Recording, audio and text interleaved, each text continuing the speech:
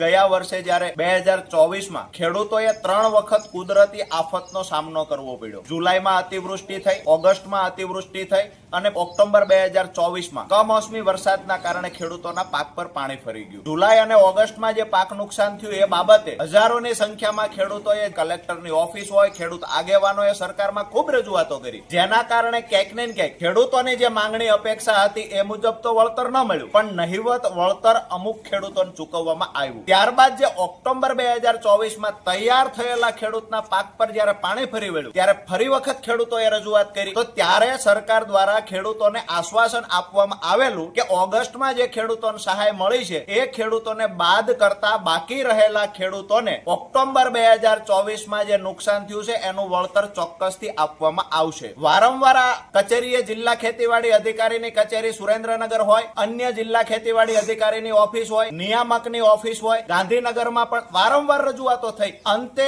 આ મહિનાની શરૂઆતમાં સરકાર દ્વારા જાહેરાત કરવામાં આવી કે 2024 ઓક્ટોબરમાં જે નુકસાન હતું એ ખેડૂતોને વળતર ચૂકવશું, પણ 14 જુલાઈ થી 28 જુલાઈ સુધી પોર્ટલ ખોલવામાં આવશે। જે ખેડૂતોને પાક નુકસાન થયું છે એ ખેડૂતોએ પોર્ટલમાં અરજી કરવાની છે। દુર્ભાગ્યની વાત એ છે કે વિશ્વગુરુ બનવાની વાતો કરનારા આ ભારત દેશની અંદર, આ ગુજરાતની અંદર જ્યારે પોર્ટલ પર ખેડૂત અરજી કરવા જાય છે એક પણ કલાક પોર્ટલ ખુલતું નથી। ખેડૂતો ધક્કા ખાઈ ખાઈને બાપડો સાંજે ઘરે પાછો જાય, નિરાશ થઈ પાછો જાય। એટલે જે 14/7 થી 28/7 સુધી સમય આપવામાં આવ્યો તો અરજી કરવાનો, આ સમયગાળા દરમિયાન પોર્ટલ ન ખુલવાથી ખેડૂત અરજી કરી શક્યો નથી। ફરી વખત સમય વધારો કરવા માટે પણ સરકાર દ્વારા કોઈ જાહેરાત કરવામાં આવી નથી। ત્યારે આજે અમે 10 દિવસના અલ્ટિમેટમ સાથે જિલ્લા ખેતીવાડી અધિકારી સુરેન્દ્રનગરની ઓફિસ રજૂઆત કરવા આવ્યા છીએ કે 10 દિવસની અંદર કાં તો ખેડૂતોની ઓફલાઈન અરજી સ્વીકારવાની જાહેરાત કરવામાં આવે, યા તો જે બાકી રહેલા ખેડૂત છે જેને ઓગસ્ટમાં વળતર નથી મળ્યું આ તમામ ખેડૂતનો સમાવેશ થાય, યા તો તમારા પોર્ટલ ની સમય મર્યાદા વધારી 10 દિવસમાં સરકાર તરફથી પોઝિટિવ નિર્ણય લઈ ખેડૂતોને વળતર ચૂકવવાની જાહેરાત કરવામાં આવે। જો 10 દિવસમાં જાહેરાત નહીં થાય તો ન